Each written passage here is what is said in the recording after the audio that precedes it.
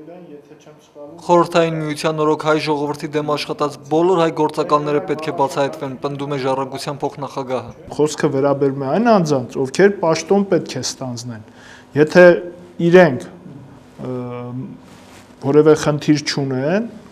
հանգիստ կարող են այդ պաշտոնը ստանձնել։ Ժառանգությունն անցյալ տարի ազգային ժողովին ներկայացրել էր գաղտնազերծման մասին օրինագիծը, որը մեծ օրակարգ չմտավ։ Արևելյան Եվրոպայի բոլոր երկրներն ըստ Արմեն Մարտիրոսյանի անցել են այս ճանապարհը։ Հիմա նրանք խոցելի չեն այն երկրների կողմից, որոնց համար աշխատելով դավաճանել են սեփական ժողովրդին։ Խորհրդային տարածքում նմանատիպ օրենքներ են ընդունել մեր զբաղցյան երկրները, միանշանակ իրենց անկախության աշճանը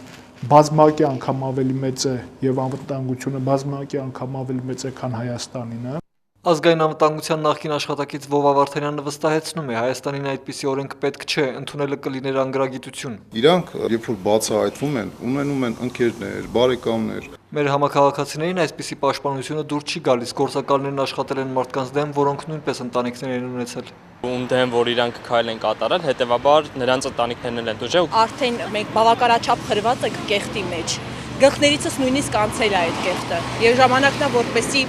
վավերագրությունը դուրս գա ջրի երես։ Նույնիսկ Սովետ միության տարիներին, եթե ինչ-որ մեկը այդ համակարգում աշխատել է դեմ Հայաստանի Հանրապետության, Հայաստանի ժողովրդին, ուրեմն վստահ եմ, որ պետք է բացահայտվի եւ հանրությանը տեղը պահի։ Մհեր Արշակյան, Սևակ Մեսրոպյան, IPV։